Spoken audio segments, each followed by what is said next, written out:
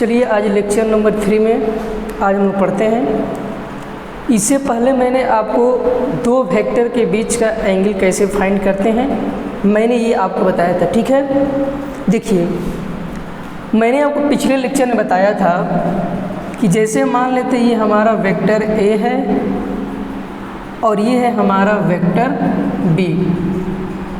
ये हमारे पास दो वेक्टर दिए गए हैं, एक वेक्टर ए है और एक वेक्टर बी है।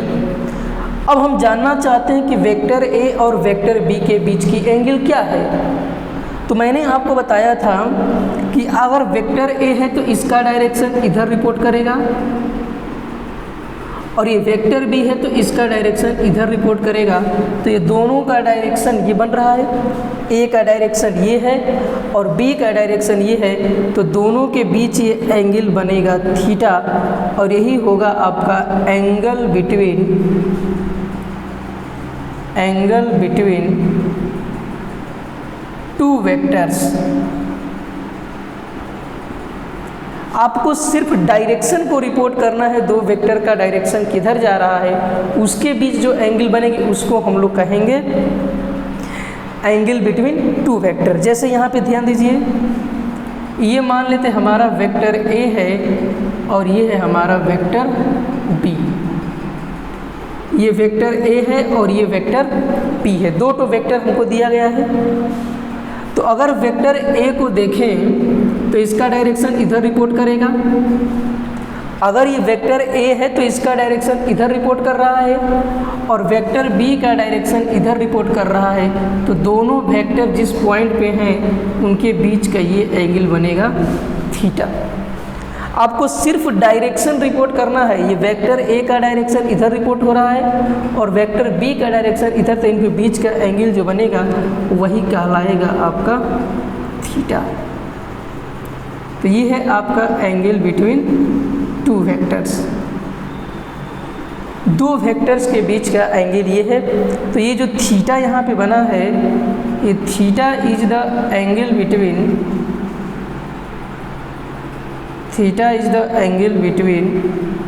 To vectors A and vectors B. ये जो थीटा है यही एंगल है दो वेक्टर, वेक्टर ए और वेक्टर बी के। आप इस एंगल को मत लिख दीजिएगा थीटा, ये आपके मैथमेटिक्स के हिसाब से तो सही है लेकिन फिजिक्स के आप जब पढ़ेंगे वेक्टर उसके तहत वो एंगल गलत है। तो आपको इस एंगल को रिपोर्ट, आपको सिर्फ डायरेक्शन रिपोर्ट करना है, वेक्टर ए का डायरेक्शन इधर और वेक्टर बी इधर, तो दोनों के बीच एंगल बनने वाली एंगल थीटा है। क्लियर है? चलिए अब हेडिंग लगाइए एनालिटिकल मेथड। इसको मिटाते हैं, हेडिंग लगाइएगा एनालिटिकल मेथड। ये पिछले लेक्चर की बात है। अब हम बात कर लेते हैं एनालिटिकल मेथड की। हेडिंग लगाइएगा एनालिटिकल मेथड या इसी को हम लोग कहते हैं ट्रायंगल रूल व triangle rule.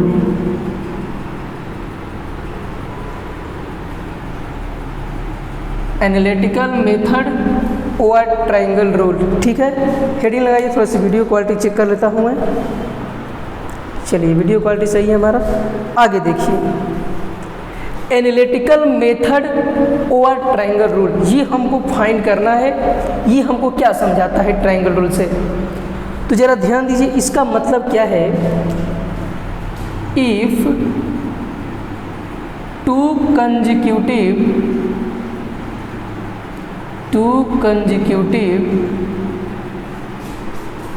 sides of a triangle, if two consecutive sides of a triangle are represented by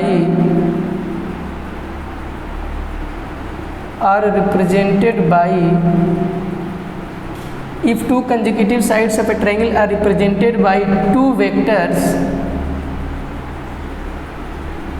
two vectors, vectors A and vector B, then third side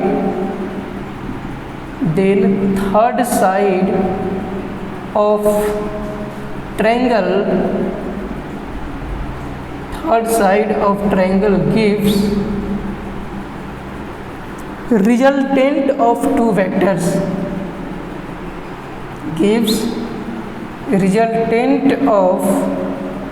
two vectors,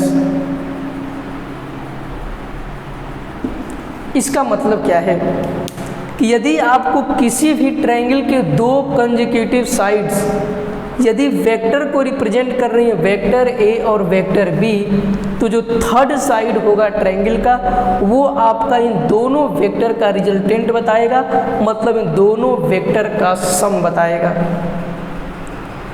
ध्यान समझिए, अगर आपके पास कोई ट्रायंगल है, उस triangle के दो कंसेक्यूटिव साइड्स वेक्टर ए और वेक्टर बी के द्वारा रिप्रेजेंट किया जा रहा है, तो जो थर्ड साइड होगा ट्रायंगल का वो आपके दो वेक्टर्स के सम देगा।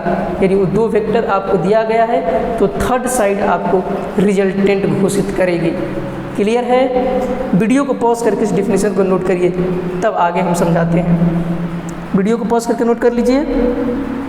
मिटाएं? ओके, इजाज़त हो तो मिटा देते हैं इसको, ठीक है। अब देखिए क्या है आगे, इसको मैथमेटिकली ज़रा समझते हैं। ध्यान से समझिए, अगर हमारे पास ये वेक्टर ए है और एक हमारा ये वेक्टर बी है, ठीक है, ये वेक्टर ए है और ये वेक्टर बी है, तो इसका एंगल ए जो वेक्टर ए अपना डायरेक्शन इधर रिपोर्ट करेगा और वेक्टर बी अपना डायरेक्शन इधर रिपोर्ट करेगा। इनके बीच में बनने वाला एंगल क्या होगा? थीटा। तो यहाँ पे जो थीटा है आपका, theta is the angle between vector A and vector B. ये जो थीटा है ना, थीटा, ये वेक्टर ए और वेक्टर बी के बीच का एंगल है। तो मैंने भी आपको बताया कि दो वेक्टर के बीच का एंगल कैसे सेलेक्ट करेंगे, उसके डायरेक्शन को रिपोर्ट करेंगे और जो डायरेक्शन के बीच एंगल बनेगी वही कहलाएगा दो वेक्टर के बीच के एंगल।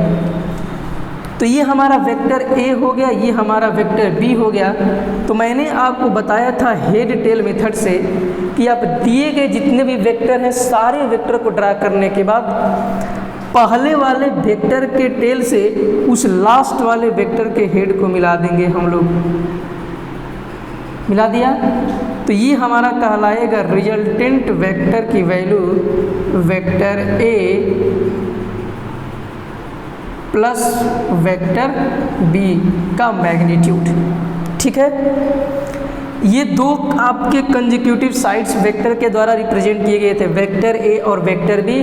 जो ट्रायंगल का थर्ड साइड है ये आपको देगा इन दोनों वेक्टर के रिजल्टेंट। क्लियर है? अब हम करते क्या है, यहाँ से एक परपेंडिकुलर ड्रा करते हैं इस तरीके से। इसको कुछ नाम दे देते हैं, यहाँ पे नाम दे देते हैं ओ, ये हो जाएगा हमारा यम, और ये हो जाएगा हमारा डी, और ये हो जाएगा हमारा पी। ठीक है, इधर ज़रा ध्यान दीजिए।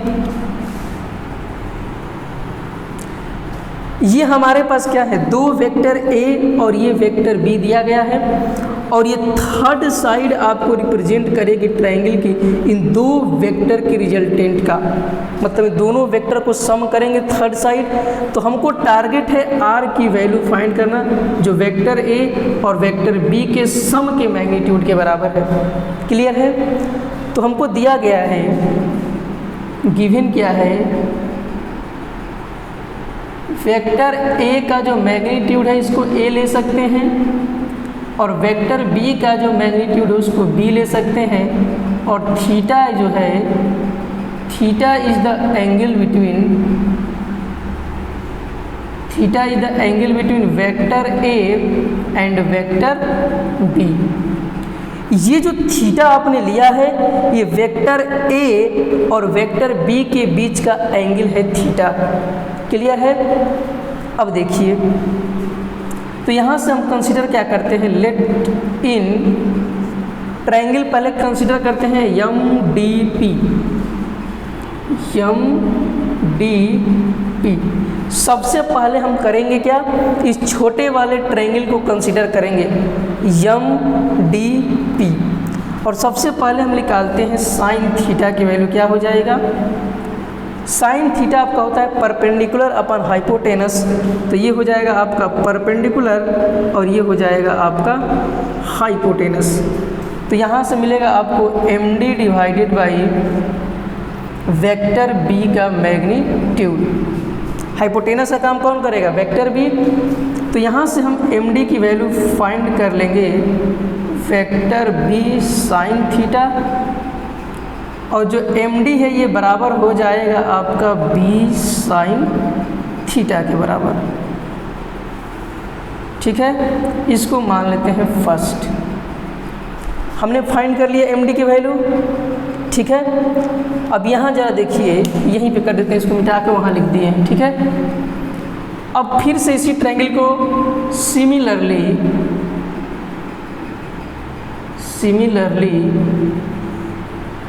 हमने क्या, सबसे पहले triangle M D P consider किया, और इस एम डी पी में सबसे पहले मैंने साइन थीटा यूज किया ताकि हमको इस एम डी की वैल्यू मिल जाए। ये हमारा एम पी है, शायद यहाँ एम पी कर लीजिएगा। ठीक है, सॉरी ये मिस्टेक हो गया हमसे। ये हो गया आपका एम पी, क्या हो गया एम पी, और हाइपोटेनस आपको मिल जाएगा वेक्टर बी, तो एम पी की वैल्यू हो जाएगी B sine theta. Similarly cos theta check करते हैं। कॉस थीटा होता है हमारा बेस अपॉन हाइपोटेनस, तो बेस का काम करेगा डी पी और हाइपोटेनस का काम करेगा वेक्टर पी। तो यहाँ से डी पी की वैल्यू लिख सकते हैं हम वेक्टर बी कॉस थीटा, तो यहाँ डी पी हमको मिलेगा बी कॉस थीटा। ठीक है, तो मैंने इस एम पी की वैल्यू फाइंड कर ली। यहाँ पे ये जो एम पी आया है इसकी वैल्यू है बी साइन थीटा। ये जो एम पी फाइंड किया उसकी वैल्यू कितना है, बी साइन थीटा। अब डी पी हम लोग देखें तो डी पी आया था हमारा बी कॉस थीटा। ठीक है, तो एम पी भी मैंने फाइंड कर लिया और डी पी भी मैंने फाइंड कर लिया। इसको मान लेते हैं सेकेंड इक्वेशन। ठीक है, वीडियो को पॉज करके इतना नोट कर लीजिए सबसे पहले, तब मैं वीडियो की क्वालिटी चेक कर लेता हूँ थोड़ा सा। हाँ, वीडियो सही चल रहा है हमारा, कोई दिक्कत नहीं है। ओके, नोट कर लीजिए इसको, वीडियो पॉज करके मिटा दें। वीडियो को पॉज करके नोट कर लीजिए, फिर आगे बताते हैं इसका। इसको मिटाते हैं इधर से, इसको नोट कर लेते हैं पहले। पहला इक्वेशन आया है हमारा M P equal to B sine theta, इसको हम मान लेते हैं फर्स्ट इक्वेशन। ठीक है, इसको मैंने क्या मान लिया, फर्स्ट इक्वेशन। इसको मिटाते हैं फिर आगे बताते हैं आपको, ध्यान से देखिए। अब देखिए, अब ये हमारा मान लेते हैं, जरा ध्यान दीजिए। अब एक चीज़ करते क्या हैं कि जो रिजल्टेंट वेक्टर है ना, ये जो रिजल्टेंट है ये मान लेते हैं कि वेक्टर ए के साथ एंगल बना रहा है अल्फा। ये जो रिजल्टेंट है, ये रिजल्टेंट इस वेक्टर ए के साथ एंगल बना रहा है अल्फा। ठीक है, तो हम कंसीडर क्या करेंगे इस बार, लेट इन ट्रायंगल, इस बार जो है सबसे छोटा वाला ट्रायंगल सेलेक्ट किए थे, इस बार सबसे बड़ा वाला triangle O M P select करेंगे। इन ट्रायंगल ओ एम पी। ठीक है, ओ एम पी में हम लोग क्या करते हैं कि हमको पता है परपेंडिकुलर और ये पूरा पता है हमको बेस, तो क्या यहाँ पे समझ आ रही बात, ये पूरा आपको परपेंडिकुलर पता है बी साइन थीटा, और उसके बाद आपको ओपी पता है जो पूरा बेस का काम करेगा, तो अल्फा आपको एंगल दिया है। तो परपेंडिकुलर अपॉन बेस पता है, तो क्या हम tan अल्फ़ा यूज कर सकते हैं यहाँ पे, और tan अल्फ़ा इजकल टू होता है परपेंडिकुलर डिवाइडेड बाई बेस। ठीक है, तो वैल्यू रखते हैं tan अल्फ़ा इजकल टू, ठीक है। अब देखिए ये हो जाएगा हमारा b साइन थीटा, और ये हमारा हो जाएगा a plus B cos theta. ये tan अल्फ़ा p की वैल्यू हो जाएगा यहाँ पे b साइन थीटा, और ये हो जाएगा हमारा a plus B cos theta, a plus B cos theta. इससे हमको ये पता चला कि हमने इससे डायरेक्शन की वैल्यू फाइंड कर लिया। ठीक है, तो अल्फ़ा जो है ये tan अल्फ़ा यहाँ से क्या मिल गया b साइन थीटा, और divided by a plus B cos theta. ठीक है, तो ये हो जाएगा आपका for direction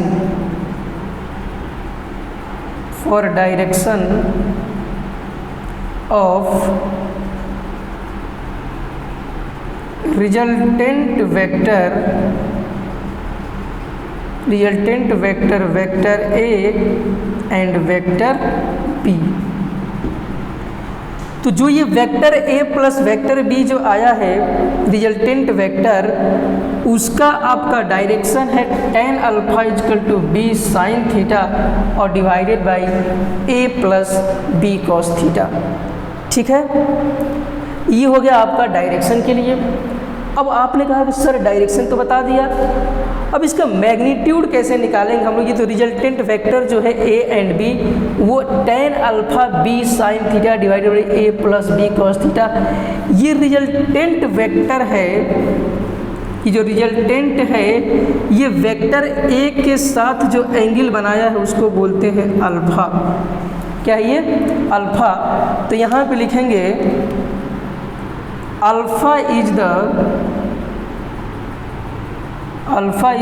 angle between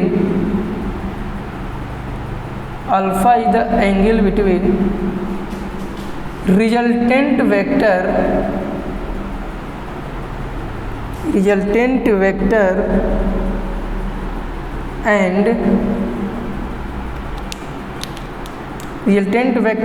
and with vector A, resultant vector and vector A।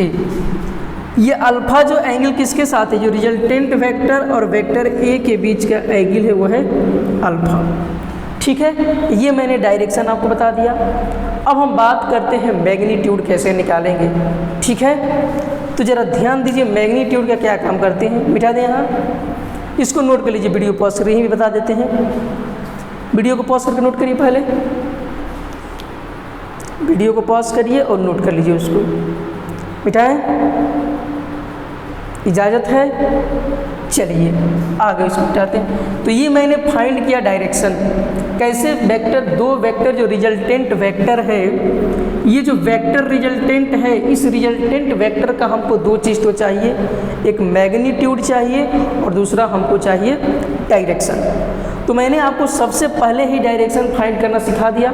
अब कैसे मैग्नीट्यूड फाइंड करते हैं उसकी ज़रा बात करते हैं हम लोग।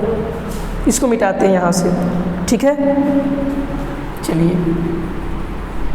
ये डायरेक्शन आपका नोट हो गया।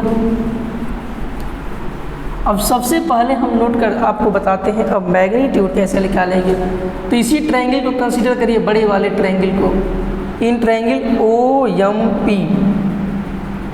OMP, ठीक है। हमको इसकी वैल्यू अब फाइंड करना है OM, क्योंकि यही रिजल्टेंट वेक्टर है। OM क्या है हमारा? रिजल्टेंट वेक्टर है, और इसी वेक्टर का हमको मैग्नीट्यूड चाहिए। तो क्या लिख सकते हैं इसमें, यहाँ पे OM square equal to MP square plus OP square. Pythagoras से क्या कर सकते हैं, हाइपोटेनस का स्क्वायर इजकल टू परपेंडिकुलर का स्क्वायर प्लस बेस का स्क्वायर। कोई दिक्कत। ओएम हमारा आर दिया है, आर वेक्टर, इसका स्क्वायर ले लेते हैं और ये हो जाएगा एम पी की वैल्यू आपने फाइंड किया है बी साइन थीटा का स्क्वायर प्लस ओ पी आपने कितना दिखाया है, ओ पी देखिए ए प्लस बी कॉस थीटा, तो ओ पी यहाँ पे लिख सकते हैं हम ए प्लस बी कॉस थीटा का स्क्वायर। क्लियर है। आगे देखते हैं, ये आर वेक्टर का स्क्वायर हो जाएगा, इसको लिख सकते हैं B square sine square theta लिख सकते हैं। अब यहाँ आपका a प्लस बी का होल स्क्वायर बन रहा है, तो क्या लिखेंगे यहाँ पे A square plus B square plus 2ab cos theta लिख सकते हैं ऐसा। ए स्क्वायर, ये पूरा b आपका टर्म हो गया, तो इस पूरे को लिख सकते हैं B square cos square theta 2ab cos theta. जरा नोट रखिएगा यहाँ पे, अगर आपको साइन थीटा का स्क्वायर ऐसे दिया हो तो आप इसको लिखेंगे साइन स्क्वायर थीटा, ये सही है, न कि इसको लिख दीजिएगा ऐसे साइन थीटा का स्क्वायर, ये गलत है। जब भी आपको ऐसा लिखना हो साइन थीटा का स्क्वायर, तो साइन स्क्वायर थीटा लिखेंगे, ठीक है। उसी तरीके से जब ये था आपके पास बी कॉस थीटा का स्क्वायर, तो इसको लिखेंगे हम लोग B square cos square theta लिखेंगे, ये सही है, न कि इसको आप लिखिए बी स्क्वायर और कॉस थीटा स्क्वायर, ये चीज़ गलत है। आ रहा है दोनों में अंतर क्या समझ में। साइन थीटा के स्क्वायर को आप साइन स्क्वायर थीटा लिखेंगे, न कि साइन थीटा का स्क्वायर, ये चीज़ गलत। और बी कॉस थीटा का square B square cos square theta, न कि आप ऐसे लिखेंगे। क्लियर है।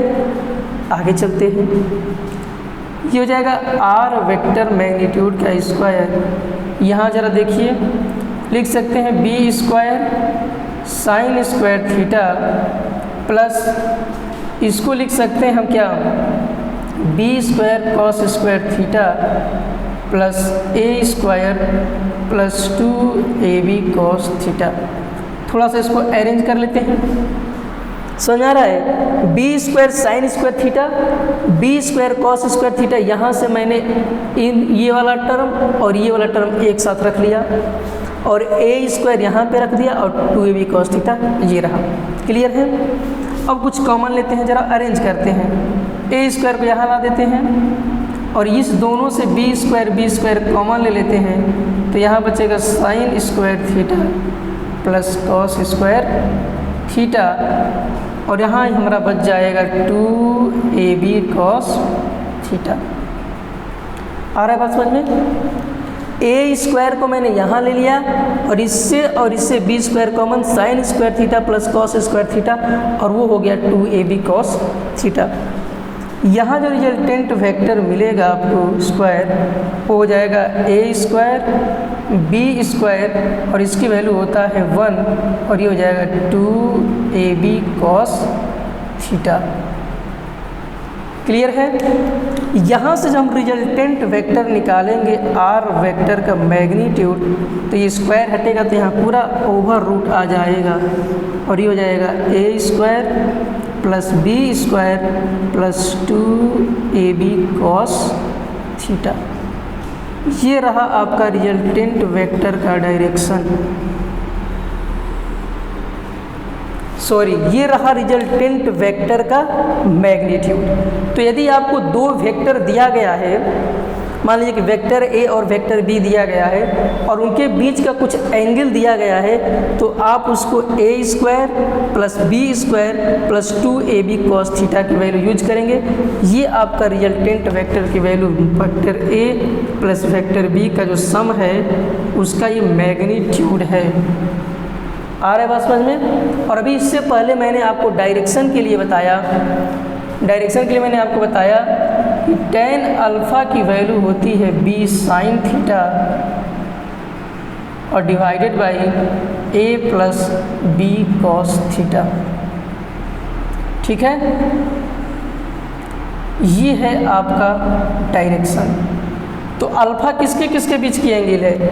अल्फा रिजल्टेंट वेक्टर और वेक्टर ए के बीच की एंगल है ये। बात को समझ में आ रही है? और ये है आपका मैग्नीट्यूड ऑफ टू वेक्टर्स। ये है आपका magnitude of vector A and vector B. और यहाँ पे थीटा जो है, theta is the angle between vector A and vector B. ठीक है, ये रिजल्टेंट वेक्टर वेक्टर ए और वेक्टर बी का मैग्नीट्यूड है, और थीटा जो है वेक्टर ए और वेक्टर बी के बीच की एंगल है। तो जब भी आपको दो वेक्टर का सम कहेगा तो आपको एंगल पे डिपेंड होना पड़ेगा। अगर कॉस की वैल्यू 90 तो कॉस 90 पूरा टर्म 0, ए स्क्वायर प्लस बी स्क्वायर से बचेगा। थीटा की वैल्यू अगर 0 हो गया तो ये आपका पूरा term A square plus B square plus 2b, क्योंकि कॉस 0 की वैल्यू कितना हो जाएगी? 1 हो जाएगी। तो इस तरीके से आप मैग्नीट्यूड और ये आपका रहा डायरेक्शन। तो जब भी आप किसी दो वेक्टर का रिजल्टेंट निकालेंगे तो आपको मैग्नीट्यूड के लिए ये फार्मूला रखना पड़ेगा और डायरेक्शन के लिए ये फार्मूला रखना पड़ेगा। और जब भी आप दो वेक्टर को सम करिएगा तो मैग्नीट्यूड और डायरेक्शन दोनों साथ में दिखाइएगा। ठीक है, क्योंकि वेक्टर होता है ऐसी क्वांटिटी जिसके पास मैग्नीट्यूड भी हो और डायरेक्शन भी हो। क्लियर है? तो इस तरीके से हम लोग दो वेक्टर के बीच का रिजल्टेंट का मैग्नीट्यूड और डायरेक्शन निकालते हैं। इसी को हम लोग बोलते हैं एनालिटिकल मेथड, या इसी को कहते हैं ट्रायंगल रूल। तो अब एग्जाम में पूछ सकता है कि एनालिटिकल मेथड से या फिर ट्रायंगल रूल से आप रिजल्टेंट वेक्टर का मैग्नीट्यूड और ये आप डायरेक्शन बता दीजिए। ठीक है, तो वीडियो को पॉज करिए और ये पूरा नोट कर लीजिए कॉपी में। नोट कर लीजिए जल्दी से, तब हम आगे चलते हैं। चलिए अब आगे देखते हैं। मिटा दे इसको। अब जरा एक PTR लिखिएगा, पॉइंट्स टू रिमेंबर। थोड़ा सा एक नोट पॉइंट लिख लीजिए, इसको मिटा देते हैं। ठीक है,